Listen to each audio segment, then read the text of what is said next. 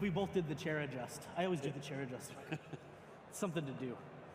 Okay, Mark, so I guess the first question I have for you is, how does it feel to operate a business that's under continuous attack from the President of the United States? Well, look, I've been in journalism for more than 30 years. Politicians attacking the media is not a new thing. It's unusual for it to be this feisty, this early in the cycle. And we certainly had this very interesting moment early on a Sunday morning, a few days after the election, when the president-elect started tweeting not about our coverage, but about our business, and saying that our audiences were collapsing, our subscriptions were collapsing. And we kind of, conference call, 7:30, 8 o'clock in the morning on a Sunday. Right. We decided the right thing to do was simply to rebut it, to go out ourselves on Twitter and elsewhere just to say this simply isn't true. Right. And in a weird way, what's happened to us is that the broader narrative about the president saying either things which are reckless or said without evidence or are known to be untrue applies to us as well. So you're early to the trends. Yeah. And I guess it was sort of a relief for Dean Baquet, because now he's like, hey, he's talking about the business side, right? He's not attacking my editorial. This is all you, right? Yeah. Do you feel, obviously there's a lot of vociferous stuff going on with the president and his supporters. So do you feel business pressure to appeal more sympathetic to the views of Trump supporters? I mean, we look at the hiring of Brett Stevens, obviously. Yeah. The opinion section printed a notice that said, if the president's done something nice today, please let us know, that kind of thing. And so do you feel like the business-wise, it's a smart decision to appeal to those readers? No, I don't think that's what's going on at all, really. And I don't think anyone could look at the New York Times and say that if you look at the Times as a complete journalistic product, that it's been created to make the president happy. That's simply not the case.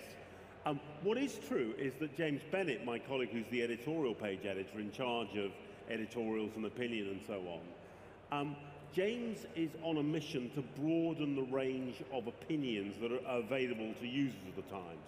So they get a real sense of the range of opinion, not because they're meant to agree. I mean, the point about opinion pages is not meant to agree with all the opinions, it's meant to expose you to the debate. And I think you'll find, Brett arrives, a great writer, Pulitzer Prize winner from the Wall Street Journal. I think you'll see some other fresh voices as well. And I expect you'll see some voices, as it were, further to the left of the mainstream of New York Times opinion, as well as to the right. So to me, this is more about, in a moment of great division in the country, can the New York Times be a platform for diversity of opinion and for the debate to happen? Yeah, okay, cool. I mean, I think that's a valid point. We'll come back to that, because I actually there's some other stuff there that related to the business side that I think is interesting, because if you have this situation where you are leaning into the subscription model, I mean, you've had some success with subscriptions. I think $442 million in digital revenue, and subscriptions were something like 61% of that. Is that correct? Yeah, that feels directionally right, certainly. And by the way, that looks at the two core digital revenue streams. It doesn't look at the Crosswords, doesn't look at the acquisitions, doesn't look at the digital archive. The full digital number is rather higher than that. Okay. Yeah. So if that model has really transitioned hard, which it seems it has. Yeah. You crossed the Rubicon in like 2012 or something in terms of subscription revenue over the other revenue, ads and such. If you've transitioned there, why is there such a focus on this perceived balance when a subscription model is really driven by like that reader passion, like they're speaking to me and to my ideals, rather than overall reach? Well, I think what I want to say is that Adolph Ochs, when he bought the New York Times in 1895, talked about the Times as being a place for intelligent debate, to be an environment where people could discuss and argue about public policy and all the rest of it. And we think that's our mission. So, I would say our business model is based around the idea of the Times' mission, rather than based on a kind of cynical calculation about different kinds of audience. So like if we are more empathetic to the opinions of certain readers, that will result in a result on our balance sheet, but instead it's... I think that readers of the Times would be horrified if they thought that we were censoring opinion or adjusting opinion on the basis of like a PowerPoint graph showing the propensity I've been of in those meetings. I mean, it's difficult to say no, and you know, but all I'd say is, I mean, if there was a debate there, I'd be on the side of the newsroom and the editorial department, not on the, in quotes, business side. Right. I never know quite what's meant by the business. I mean, we've got commercial divisions, but it seems to me one of the obvious points about digital is that you need a strategy which is an integration of content strategy and audience engagement strategy. And in a way, if you can get your audience engagement right, the actual business of turning an engaged audience into money is a very downstream and in some ways less difficult, less critical task. The real task is getting people's passionate engagement with the brand, with the content, and just coming to you often enough and caring about you enough that you can make them willing to pay. And so on the flip side of that question, I guess, is, you know, does a dependence on subscribers, if the subscriber revenue continues to grow the way it does that create a cable news problem where you go, you know, these subscribers are lifeblood, and if we anger them, like has happened a couple of times, like with the Brett Stevens thing or other things, I'm going to quit, I'm going to cancel my subscription, does it create like a real business danger for you? Well, I mean, remember the situation, we're getting now, I guess, roughly 150 million uniques a month, of whom 3 million are subscribers. I mean, our model is to be very broadly influential in society and to reach out, and by the way, we love advertising revenue as well. We've got one of the most successful digital advertising businesses in journalism, perhaps the most successful amongst news providers. And we want to reach that broader audience as well. So the answer is no. I think that being true to ourselves, being true to our mission, is the best way of building loyalty amongst engaged users and subscribers over time. And I want to say that although we certainly have a very kind of passionate relationship with our subscribers, certainly in the past, sometimes when people have said, you know, I don't like what you did there, I disagree with that, and they think about cancelling a subscription, evidence suggests that they're back fairly soon. And so I think this, like, the subscriber conversation lends itself, I'll change gears a little bit, but it lends itself to a question of like outside businesses. So if you are, you know, the subscriber is obviously a big business for you. You mentioned Crosswords. Yeah. Interesting. So why is Crosswords so big? Why is it one of the bigger revenue sources for It's a relatively small business. It's a very nice business. It's a very high margin business. We're getting close to 300,000 Crossword subscribers. So our Crossword business is one of the most successful digital pay models in the newspaper industry. I mean, forget the main news subscription business, which is by far the biggest. Even the Crossword business is pretty big. It's a great product. Will Shorts and his team deliver a fabulous experience. People like it, and we're beginning to experiment in interesting ways with using it. It's currently a standalone digital subscription, but we're using it and experimenting with it as a feature in more expensive bundles to subscribe to the Times. And we think some of its greatest economic value may be in helping us exploit the demand curve more thoroughly. And you know, we're going to begin to experiment with our cooking product to try and achieve the same thing, to see whether we can get cooking to work both with added features made into a standalone product, but also cooking potentially ultimately arriving as an extra blob, an extra bullet point in a more expensive subscription. Right, and it sort of fills under the umbrella, so to speak, and gets that. That's right, and we know, and the physical paper, it's worth saying, the newspaper in the 70s and 80s expanded into lifestyle, into multiple different sections, and people came to think of the Times as standing for much more than just news and opinion. And I think one of the missteps, in a way, was in digital, the Times got typecast again back down to just being about news, where in fact it's about culture, travel, food, and so on and so forth.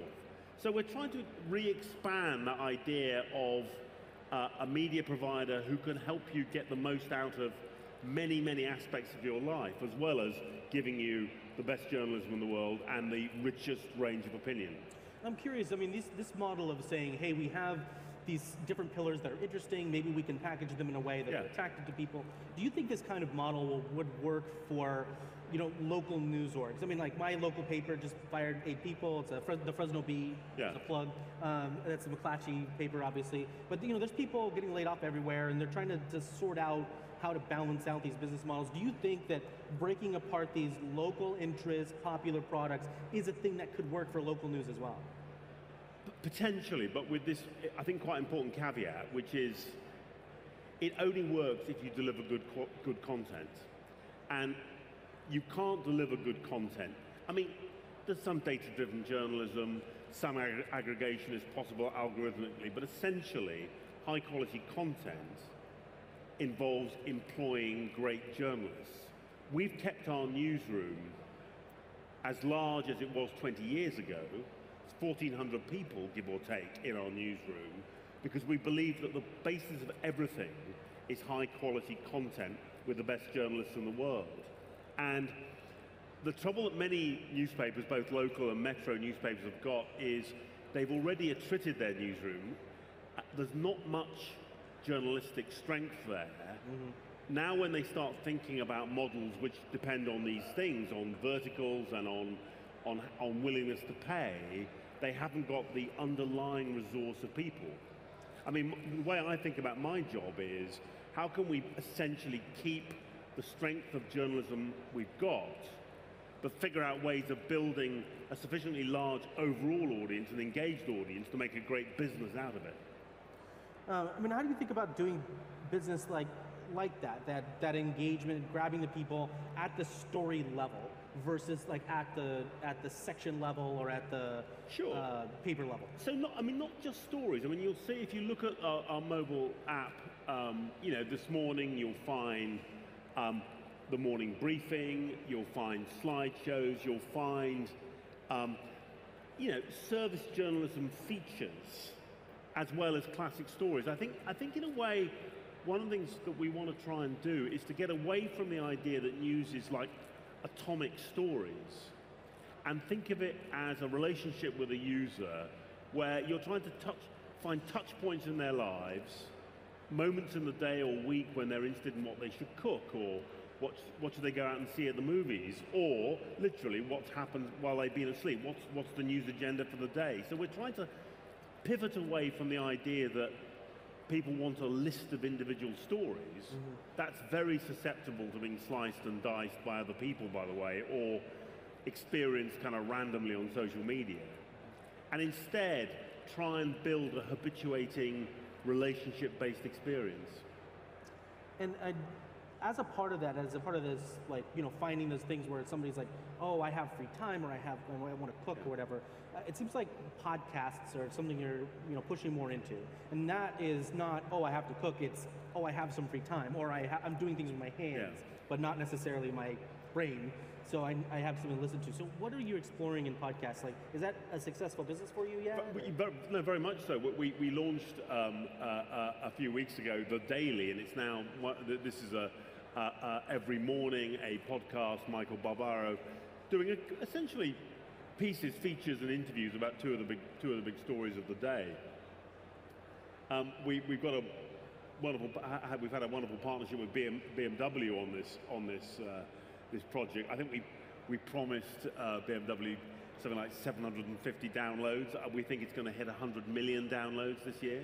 I think you've delivered on that. So the answer is we can make money out of it. But what I love about The Daily, and if people haven't listened to it, they should do, is, again, it's about this idea of a relationship. Michael's got a wonderful voice and a kind of attitude in The Daily, and it's a way of bringing a kind of empathy and a kind of sense of trying to understand people, which I think kind of it speaks to the heart as well as the head, and it's very good for the overall brand of the Times. And it takes a little breath to do it. Like you have to give it the room to. And so, what's so interesting, and what Lisa Tobin, the executive producer, and Michael and the others decided to do is not to try and do a kind of breathless list. It's not give us 60 seconds, we'll give you the world at all. It's a thoughtful, reflective, human thing, and I think kind of human-sized, human-shaped media.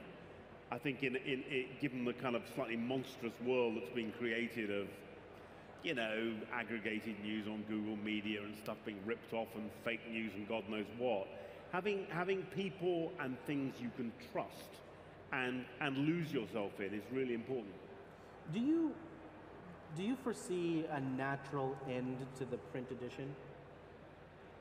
Yeah, I mean, sure. I mean, so I don't know when it's going to be, and it's possible there's a plateau out there. But essentially, as print advertising declines, as the rest of the ecosystem for print newspapers begins to degrade, as other newspapers go out of business, the cost of delivering, as it were, the last marginal copy of the New York Times somewhere in the United States grows higher and higher over time. It's still declining, by the way. The cost is declining. Ultimately, it will begin to rise, and you'll begin to test willingness to pay for that copy. But I think we're talking about a decade or longer in the future, potentially as much as 2 decades. And I think, we love our print product. Our readers, many of them love the print product. We want to produce it as long as it makes economic sense.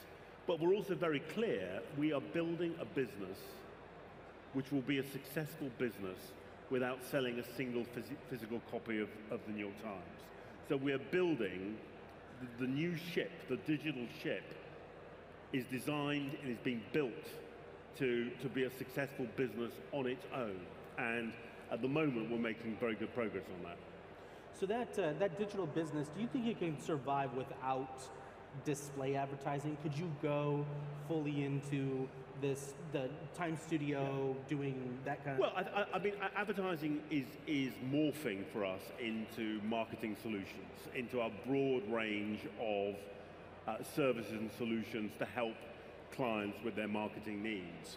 But my view is, perhaps we could have a version without display advertising. I think when we get display advertising right, when the advertising is attractive, impactful, is itself pleasurable for users to look at, you probably wouldn't want to. I always think that with the great fashion magazines like Vogue, the ads are part of the pleasure of the product.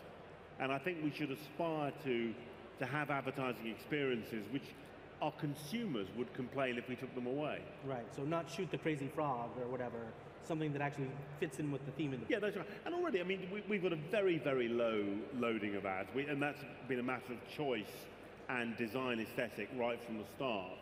And we want to do everything we can to make sure that we're offering people and offering advertisers a safe environment and,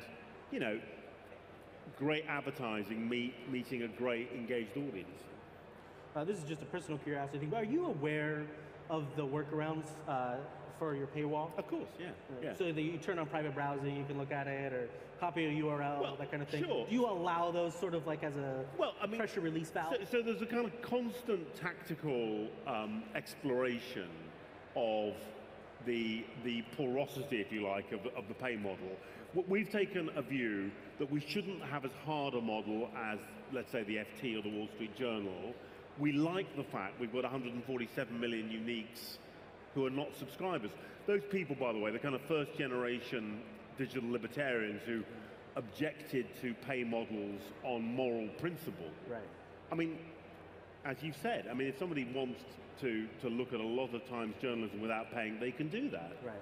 Our view is, actually, people who look at a lot of our content, we make a fair amount of money from digital advertising from them, and we've got a very good chance of turning them into lead generators, and ultimately probably future subscribers.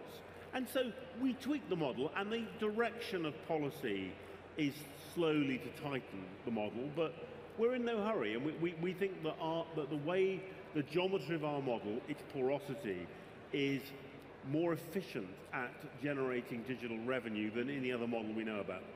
Interesting.